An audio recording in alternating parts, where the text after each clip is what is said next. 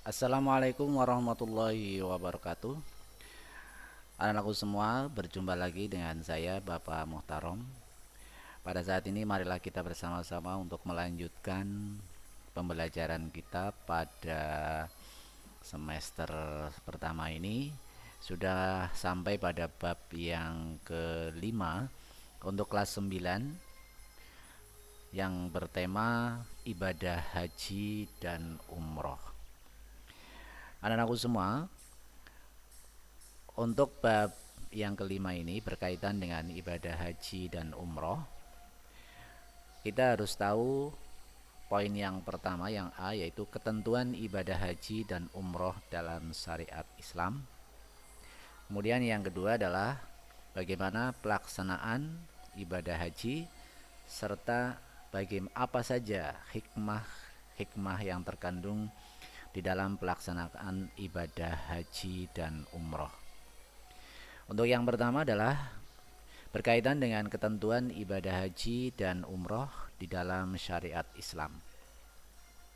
Kaitannya dengan pengertian bahwa pengertian daripada ibadah haji dan umroh adalah menyengaja menuju Baitullah atau Ka'bah untuk melaksanakan ibadah pada waktu yang telah ditentukan dan beberapa persyaratan-persyaratan yang sudah ditentukan pula.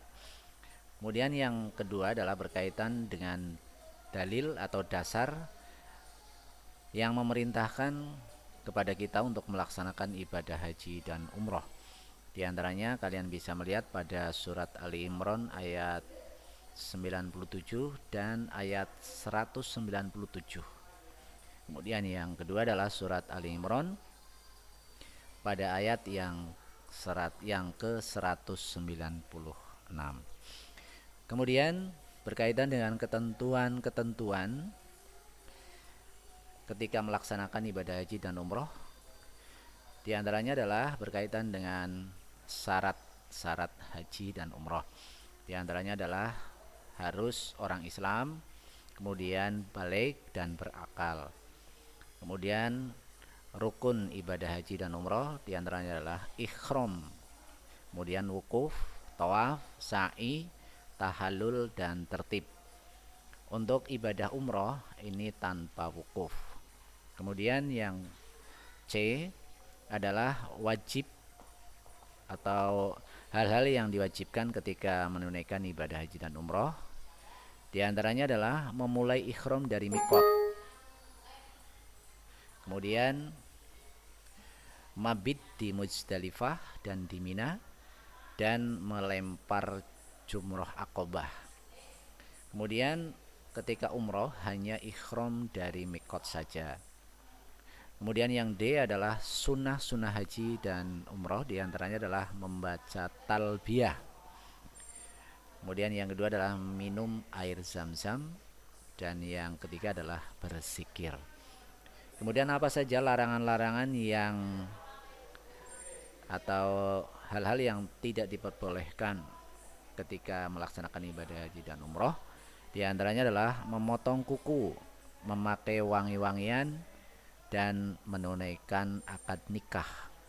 Jadi pernikahan ketika ibadah haji dan umroh ini tidak diperbolehkan. Kemudian yang B, pelaksanaan serta hikmah ibadah haji dan umroh. Pelaksanaan ibadah haji dan umroh ini berkaitan dengan ikhram dari mikot, yaitu ketika orang melaksanakan ibadah haji dan umroh itu harus mandi, wudhu, kemudian mengenakan pakaian ikhram dan berniat untuk melaksanakan ibadah haji atau ibadah umroh. Kemudian yang kedua adalah wukuf di Arafah, artinya adalah berdiam diri mendengarkan khutbah dan menjamak qasar takdim, yaitu sholat duhur dan sholat asar. Kemudian yang berikutnya adalah mabit di Muzdalifah. Apa artinya? Mabit itu melaksanakan sholat jamak qasar,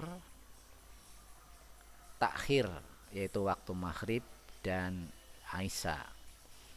Kemudian melempar jumroh akobah, ini adalah melempari tugu akobah dengan kerikil sebanyak 7 kali.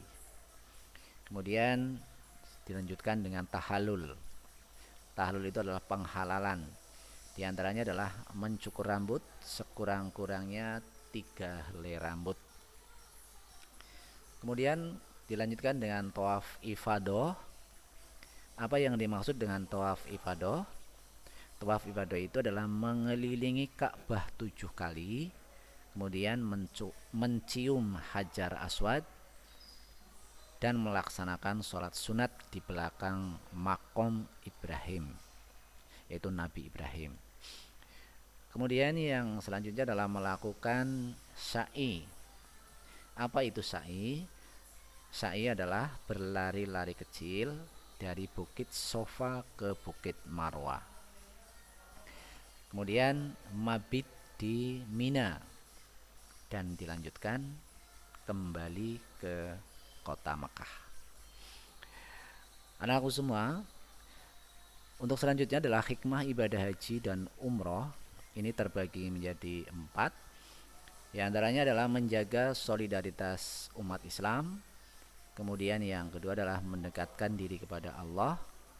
Yang ketiga adalah sebagai bukti keimanan dan kecintaan kepada Allah Subhanahu wa Ta'ala. Kemudian yang keempat adalah insya Allah akan memperoleh pahala yang berlipat ganda dari Allah Subhanahu wa Ta'ala. Kemudian ibadah haji dan umroh ini adalah merupakan hal-hal yang membawa syiar Islam, yaitu berkumpulnya umat Islam dari berbagai negara. Ini dapat meningkatkan rasa persatuan dan solidaritas umat, terutama dalam umat Islam, tanpa membedakan golongan dan ras atau suku. Anak-anakku semua, gambaran-gambaran kegiatan haji dan umroh itu dapat kalian saksikan melalui video skema manasik haji dan umroh yang kalian bisa melihat di YouTube, dan kalian bisa mengamatinya. Anakku semua, sekian pelajaran pada saat ini yang berkaitan dengan ibadah haji dan umroh untuk kelas 9. Dan silakan kalian untuk senantiasa mengikuti pembelajaran lewat Google Classroom. Di sana kalian akan melihat tugas-tugas yang akan Pak Guru sampaikan. Wabillahi taufiq wal hidayah. Wassalamualaikum warahmatullahi wabarakatuh.